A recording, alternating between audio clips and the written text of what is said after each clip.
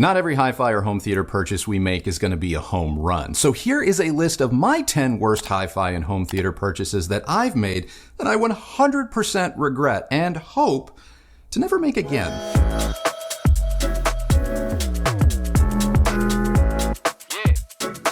Before we jump into the video, I would like to thank today's sponsor, Keeps. After sharing with you how I treat my hair loss using Keeps, a number of you reached out to me asking, what do I use?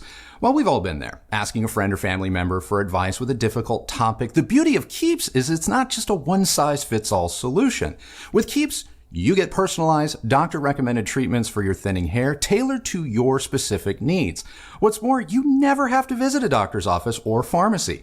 Keeps delivers clinically proven treatments straight to your door so that you can treat your thinning hair hassle-free. Plus, with your personalized Keeps treatment plan, you get unlimited messaging with your prescribing doctor should you have any questions. While 2 out of 3 guys will experience hair loss by the time they're 35, you guys can do something about it with Keeps. Hair loss stops with Keeps. To get 50% off your first order, go to keeps.com/Andrew Robinson or just click the link in the description. That is keeps.com/Andrew Robinson. Thank you again to Keeps for sponsoring this video, and now, back to it.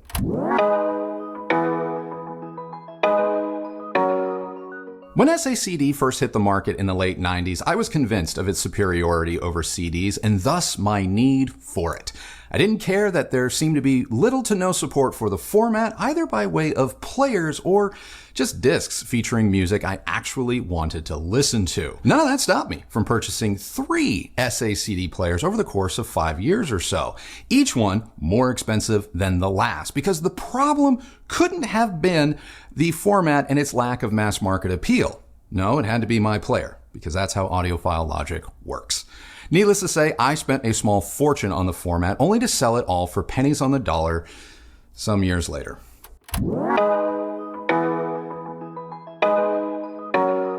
Now this one I think is a little bit more understandable for any of you who may remember the format wars between HD DVD and Blu-ray some years ago. I bought into HD DVD and heavily, as I thought it was the clear choice over DVD.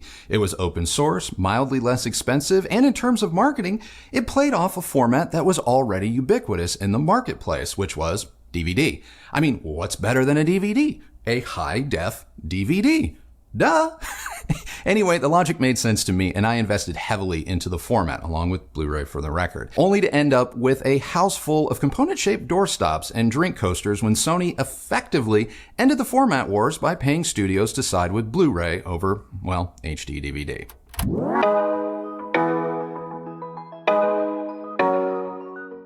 You thought Blu-ray was about to escape my wrath, didn't you? Sorry, nope. Because I was the managing editor of the largest online home theater publication at the time, I had to have both HD DVD and Blu-ray players in my home in order to talk about the format and what it meant for you, the reader. The problem with this was, in the early goings of Blu-ray, players were exceedingly hard to come by. Sony wasn't sending out press samples, so I bought mine at full retail. Same as you, oftentimes having to overpay in order to make sure I got the latest player. While this is not a new practice for me, what sucked about those first-gen Blu-ray players was they were about as reliable as a Pontiac Fiero with 200,000 miles on the odometer. I purchased, no joke, 4 Sony BDP S1 players at a cost of well over $1,000 each, only to have each one fail within the first year. And that's just one SKU of Blu-ray player. In total, I believe that I have owned well over a dozen players, of which only one remains.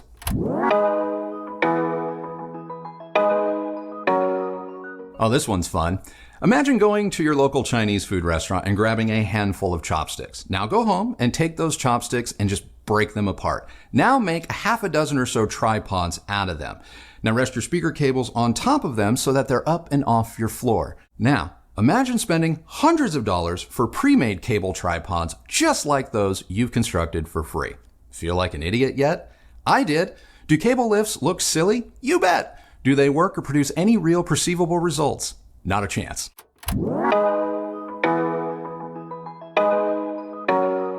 Trigger warning audiophiles, but I pretty much regret every high-end audio or video cable purchase I have ever made. In the heat of the moment, I always heard a difference, but after about a week or two, Without fail, I would grab my old cables, plug them back in, and minus maybe a slight change in SPL, there was little to no difference in sound quality. Then, much later in life, I started to cut open some of my high-end cables just to discover that underneath their fancy sheeting and terminations rested much of the same bulk OFC wire I had been buying for about $1 a foot, opposed to the often hundreds and sometimes even thousands of dollars per foot some of my high-end cables commanded. And don't even get me started about some of the BS surrounding digital cables, especially digital video cables.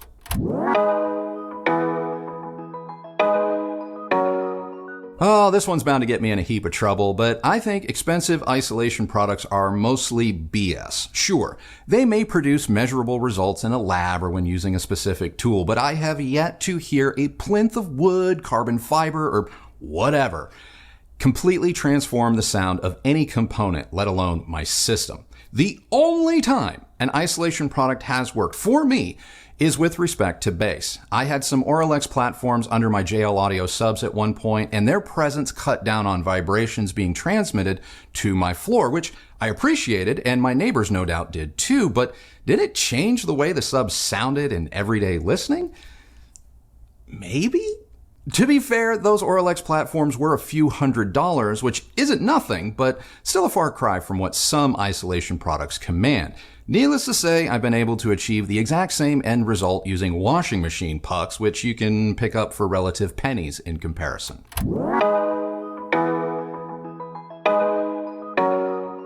I don't see many companies specializing in modifications nowadays, but back in the 90s and early 2000s, there were more than a few. And these companies promised to take components that cost a few $100s and completely transform them into reference-beating high-end machines. All you needed to do was buy the original product, send it to them at your cost, along with an extra stack of cash, and just let them go to work. And these companies would modify damn near anything. You want a tube-based Blu-ray player? There's a mod for that. Got a PlayStation 1 lying around collecting dust? Let's turn it into a $20,000 besting transport. I tried one of these once. I had a tube output stage created for one of my early Oppo players, and you know what?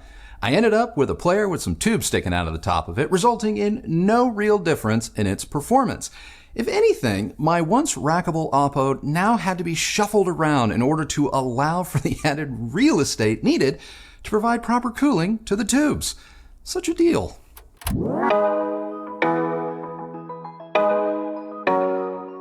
Let's make one thing clear. Projector screens can get pricey on their own without you needing to buy into marketing BS. The larger the screen, the more expensive they are to make and to ship. When you start considering motorized options, you can move into high-dollar territory pretty quickly. But this isn't what I'm talking about when referring to expensive screens. I'm talking about paying for screens that are color neutral, or better yet, ISF certified. I'm talking about screens that are rated for 8K, those types of screens. Here's the unvarnished truth about projection screens. First, any flat surface that you can project onto that is not acoustically transparent is rated for HD, 4K, hell, 8000K. Your garage door is 8K ready should you want to project onto that. As for screens claiming to be color neutral, that's great and all, but calibrating a projection system takes into account three key factors: the projector, your room, and the screen. This is precisely why it's possible to calibrate a projector to a white screen the same as you can to a gray one. If you choose to fully calibrate your projector to your room and screen, any slight shift in color caused by the screen would otherwise be dealt with in a proper calibration. In other words, buy the screen you can afford from a brand you trust, ignore the single percentage point differences in color variation or resolution claims, and save your money for a proper calibration.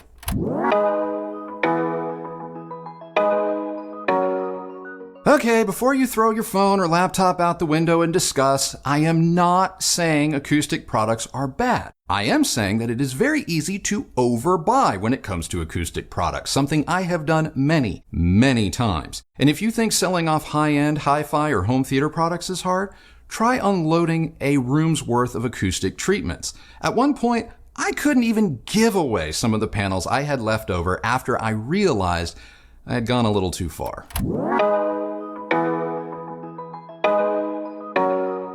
Number one with a bullet. When I bought my first home back in LA, I specifically looked for a space that would allow me to have a purpose-built dedicated home theater. After all, everyone I ran into at CEDIA or CES drilled it into my head what a good investment a home theater was when it came time to sell your house. Spoiler alert, it's not. If anything, it ranks among the worst investments I have ever made. My screening room cost upwards of $75,000, and that did not include the cost of gear, much of which I was able to acquire at cost or at an industry accommodation given my role as a managing editor. All in all, my first dedicated home theater cost nearly 6 figures when everything was said and done, and for that money, the room sat largely unused. I'm not saying I never watched a movie or held a screening in the space, but it was not a space I used regularly, as in every day or even every week. And when it came time to sell, the first thing buyers would ask was whether or not the theater could be removed and turned into a livable space prior to closing. Not one prospective buyer asked for the theater to stay. In the end, I ended up taking the whole room apart and selling everything on AudioGone for whatever I could get, which added up to about $12,000 when everything was said and done. In other words, my investment resulted in a nearly 90% loss. Oh, and that was all within about 3 years, which is how long I lived in my first house.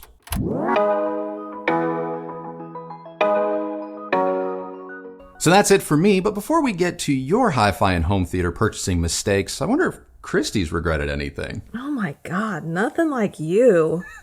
I'm embarrassed for you, to be honest. My God. I mean, I think maybe I could have prevented some of this had I been around, but wow, talk about making some poor decisions. Yeah. As far as me, like my own personal regrets, I don't know. I mean, the regrets I have in my life have very little to do with things that I've bought or not bought stupidly in the moment. I mean, you know, to me, like formats change. I don't get really, I know there's especially even today, like with certain, amplifiers or, you know, there's always the inevitable comment that's like, well, you don't know if there's going to be support for that. Yeah. And honestly, I don't care. If that, like, this is just part of life. Technology advances. Yeah. And whether or not the product that I really do want in my life in this moment is going to be supported 10 to 20 years from now, don't care. You know, there is always going to be a chance that that's not going to be available to me. And you know what? I'll deal with it at that time rather than, you know, hamstringing myself from making a decision, you know, to try something new. But, I mean, really the only big thing I can think of is when I was in college, I purchased a really expensive stereo system for my car. Okay. It was the, you know, the pull out, the lunchbox, you take it with you. Yeah, you take it out, or actually you could remove the faceplate. And I had the 10-disc changer in my trunk, which ultimately was kind of a pain. But I mean, I did love it. Yeah. And I spent a lot of time in my car. I was traveling back and forth from college back home. So it got a lot of good use. However, it did also get my car broken into. Yeah. And because people are idiots, they used a crowbar to try to open the door and peeled back my door frame rather than just breaking the window, which they ultimately did anyway because they couldn't get it open with the crowbar. So you got frame damage and a broken window? Oh, thanks, jerks. And somehow they couldn't get the pull out. They couldn't pull it out of the dash? They couldn't pull it out. So I'm sure just in their pure frustration, they just took the faceplate and left me with a system that had no way to control it. It was infuriating. Oh, that's like giving someone a PS5 and then walking away with the power cable. Yeah, and there not being any available to buy anywhere. Oh man. But that's really it. You know, I guess I can't. That's a pretty good track record. Yeah. But I think more so it has to do with just my general attitude towards, you know, objects. Yeah. I try not to get too wrapped up about whether or not it was the right thing to do in the moment. And, it was the right thing for you. You know, and I'm sure there are. I'm sure that you can even look at the things that you've had, some of the things at least that are on your list that you did get enjoyment out of in the moment. Yeah, I mean, For sure, for sure. There's definitely things that are on this list that I wish I would have stopped. Like, not because I wish I would have stopped and been smarter. I didn't need 3 SACD players. I really only had time in my life for one, and it was fine. But that's just something that audiophiles go through, where it's like, oh, this one cost me $1,500 and I'm not quite feeling it. So maybe the one that costs $3,500, that's going to give me something. And then as soon as you have the $3,500 one, here comes, Mark Levinson with a $10,000 one, and that's going to solve the thing. And then before you know it, you've spent 20 grand on a format that on day one, you bought all of the discs you ever were going to want for it because they never really released anything else that you wanted to listen to. Mm-hmm. So why'd you keep investing? And that's really why a lot of these things are kind of on my list. Is I kept re-upping, thinking that it was going to make some sort of difference. And that would be my bonus 11th thing is be happy with what you have at some point. At some point, allow yourself to be happy with what you have. Absolutely. I mean, I think the fear of missing out on something is a really big crutch for a lot of people. Like they're always thinking, well, maybe the next thing is going to be the thing that makes me happy. And a lot of times it doesn't work out that way. No. But I always spent way more money on going to see music live in person over the years than I have ever, spent on trying to recreate that experience in my home. Yeah. Yeah. Well, anything else? Nope. All right. Well, that is now our video of things that we regret buying in Hi-Fi and Home Theater. But now it is your turn. What Hi-Fi or home theater purchase have you made over the years that you absolutely regret and don't plan on repurchasing in the future? Let us know. I'm really, really curious if any of you have a perfect batting average when it comes to purchases. Anyway, if you like this video, please do give it a thumbs up, like, and subscribe. Go ahead and ring that bell so that you're notified when new videos come out. If you use any of the links that Kristi left for you down below, know that is a great way that you have continued to show your support for this channel and the work that we do here. And both of us thank you very much for that. Also, big thanks to Keeps for sponsoring this episode. Remember, guys, if you want to get 50% off your first order, go to keeps.com/Andrew Robinson or click in the link in the description. And thank you again to Keeps. Follow me on Instagram at Recovering Audiophile. And that is it for us today. So remember, the only person who has to like the sound of your system is you. So happy listening, everybody. Thank you so much for watching. See you on the next video. Bye.